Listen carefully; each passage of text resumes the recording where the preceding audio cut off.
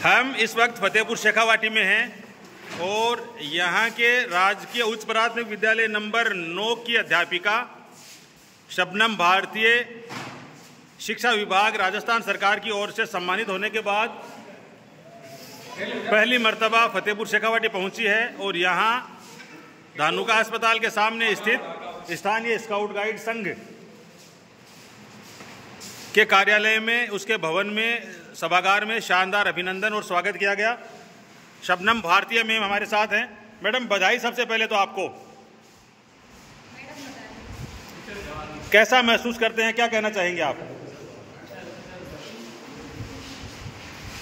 जो महसूस किया वो मैंने बताया कि अद्भुत, अकल्पनीय, कल्पना से बाहर। आज का जो कार्यक्रम है मैंने सोचा भी नहीं था कि इतना बढ़िया प्रोग्राम होगा और मैंने सोचा था कि मुझे ये राज्य स्तर का जो है पुरस्कार मिलेगा। 3 दिन से पहले जो फोन आया तब से मुझे मतलब विश्वास ही नहीं हो रहा और एक इस खुदा के प्रति, ईश्वर के प्रति बार बार अपने आप से क्या है थैंक्स निकल रहा है, शुक्रिया निकल रहा है कि ये इतना बड़ा काम हुआ। कैसे हुआ मुझे पूरा बिल्कुल भी उम्मीद नहीं थी इसकी चीज़ की कि मुझे ये मिलेगा। इस साल तो बिल्कुल भी नहीं थी क्योंकि 1-2 साल पहले मैंने जब ट्राई की तब हुआ नहीं, तो मुझे पिछले साल मैंने भरा नहीं, इस बार मैंने फॉर्म भरा, लेकिन आधे मन से ही भरा कि होने वाला तो नहीं है, लेकिन चलो भर देते हैं।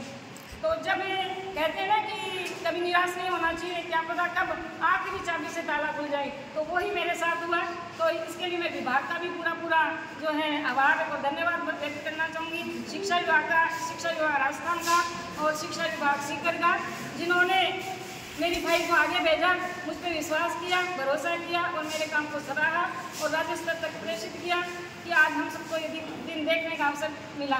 बड़ी सफलता है, ये बहुत बड़ी सफलता है राज्य स्तर पर सम्मानित होना एक शिक्षिका के लिए। इस सफलता का श्रेय, क्रेडिट किसको देना चाहेंगे आप? इस सफलता का श्रेय जो ये कहते हैं ना कि एक पुरुष के पीछे एक स्त्री होती है, लेकिन मैं कहना चाहूँगी कि मेरा जो आज जो भी पोजीशन है या जो मैं कर पा रही हूँ उसके पीछे मेरे पिताजी का आशीर्वाद है, दुआ है, उनकी मेहनत है। उन्होंने समाज से लड़कर, परिवार से लड़कर, समाज से लड़कर हमें आगे बढ़ाया, आगे बढ़ने का मौका दिया। 99% मेहनत मेरी है, लेकिन 1% दुआ भी है और 1% जो है किस्मत भी होती है। तो ये 99% मेहनत और 1% दुआ का ही फल है। और आज का ये जो कार्यक्रम हुआ वो शबनम जी की बदौलत है। उन्होंने पूरे 2 दिन से मेहनत करके इसे मुकाम तक पहुँचाया और मैं जो कर पाती हूँ उसके पीछे इनका भी बड़ा योगदान है, क्योंकि घर इनके नाम है और बाहर मेरे नाम है क्योंकि मैं तो सारे दिन क्या तो पीएचडी वाले काम में लगी रहती हूँ और पीएचडी भी मैं इस समय में कर पाई। 9 नंबर स्कूल में घर का पूरा ऑफिस घर पे ही चलता है मेरा और क्या है वहाँ पर पूरा काम मेरे को ही देखना होता है। संक्षेप में जानना चाहेंगे कि इस मुकाम तक पहुँचने के लिए, ये तो आप व्यक्तिगत जो काम कैसे करते हो ये बताने लग गए, कैसे क्या किया आपने? दूसरे शिक्षक समाज भी सुन रहा है और भी लोग जानना चाहते हैं कि कौन से शिक्षक सम्मानित होते हैं या वो क्या करते हैं, आपने क्या खास किया? सम्मानित वो शिक्षक होते हैं कि जो पढ़ाने के साथ अदर वर्क भी करते हैं, समाज के लिए भी करते हैं और दूसरे क्षेत्रों में भी काम करते हैं। जैसे कुछ लोग इस बात को अच्छा मानते हैं तो कुछ ये भी कहते हैं कि क्या पब्लिसिटी में रहने के लिए सब करते हैं, लेकिन अगर सरकार ऐसा मानती और शिक्षा विभाग ऐसा मानता तो आज ये काम नहीं होता। तो शिक्षा विभाग ये भी देखता है कि शिक्षक जो है पढ़ाने के अलावा समाज के लिए क्या कर रहा है, स्कूल के लिए क्या कर रहा है, स्कूल में बच्चों के लिए क्या कर रहा है, उनके अभिभावकों के लिए क्या कर रहा है। तो मैंने जो है समाज के लिए कुछ करने का प्रयास किया है, स्कूलों के लिए अपने लिए के साथ भामाशाहों के सहयोग से स्कूल के लिए भी कुछ किया है। प्लस जो शैक्षिक जो शोध होते हैं, इसके अलावा जो ऑनलाइन शिक्षा में ICT का प्रयोग है उसमें मेरा योगदान रहा। प्लस बहुत सारे प्रकाशन, सरकार ये भी देखती है कि जो शिक्षक है वो राज्य स्तर के कौन से काम कर रहा है, राष्ट्रीय स्तर के काम क्या कर रहा है, राष्ट्रीय स्तर की जो काम है उसमें कितना योगदान दे रहा है। सिर्फ पढ़ाना ही सब कुछ नहीं है, ऐसे बात नहीं कि मैं पढ़ाती नहीं हूँ। मेरे स्कूल के बच्चे जो 6 साल का बच्चा है इतना सा, वो भी आज हिंदी की किताब पढ़ सकता है। 6 साल की बच्ची हिंदी की किताब पढ़ सकती है, जो 8वीं 9वीं की बच्ची। ऐसा भी हुआ क्या लंबे टाइम आपकी अकेले की आपकी सिंगल पोस्टिंग रही उस स्कूल में? अभी भी मेरी सिंगल पोस्टिंग ही है।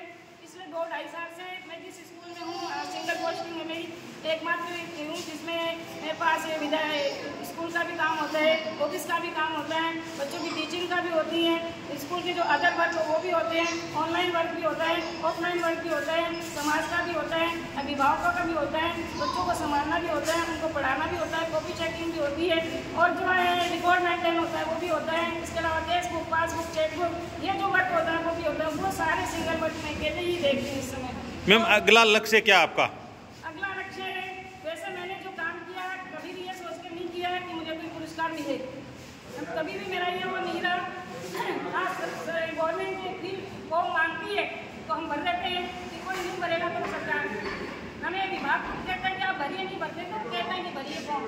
तो अभी अगला जो है प्रयास है वो तो मेरे को CDO सर ने दे दिया है आशीर्वाद कि आपको मिलेगा ही और आपको करना ही। तो उनकी आशाओं पे, उम्मीदों पे खरा उतरने के लिए मुझे इस क्षेत्र में सोचना ही पड़ेगा कि मैं क्या कर पाती हूँ।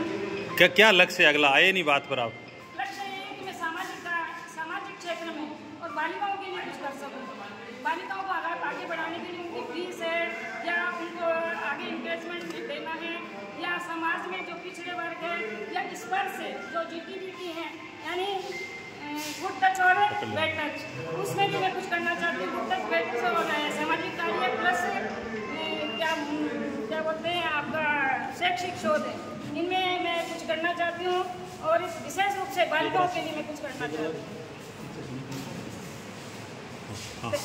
बालिकाओं के लिए कि बालिकाओं को किसी तरीके से और महिलाओं को आगे बढ़ाने में अपना योगदान देना चाहती हूँ। साथ ही वो जो राष्ट्रीय स्तर के कुछ काम होते हैं उनमें भी मैं अपना कुछ योगदान दे सकूँ, ऐसी मेरी इच्छा है, तमन्ना। Thank you. जय भारत। ये थी शबनम भारतीय मैम, जिनका आज फतेहपुर पधारने पर अभिनंदन हुआ है और राजस्थान में राज्य स्तरीय कार्यक्रम में बहुत बड़ा सम्मान हुआ है, बहुत बड़ा अचीवमेंट है। ये परिवार अपने आप में ऑलराउंड है, शिक्षा के हिसाब से भी, समाज सेवा के हिसाब से भी, और सदैव भारतीय समृद्धि संस्थान के माध्यम से शबनम भारतीय सामाजिक कार्य है वो भी करती रहती है। तो धन्यवाद के पात्र हैं इनके अभिभावक जिन्होंने ऐसी बेटी को जन्म दिया। हम दुआ करते हैं कि आप निरंतर आगे बढ़ते रहें और जैसी आज मंच पर बात हुई है आप राष्ट्रपति पद तक पहुँचे, ऐसी हमारी शुभकामनाएं, दुआएं आपके साथ हैं। फिलहाल आप सब लोग हमारे साथ जुड़े, आप सबका बहुत बहुत धन्यवाद। देखते रहिए।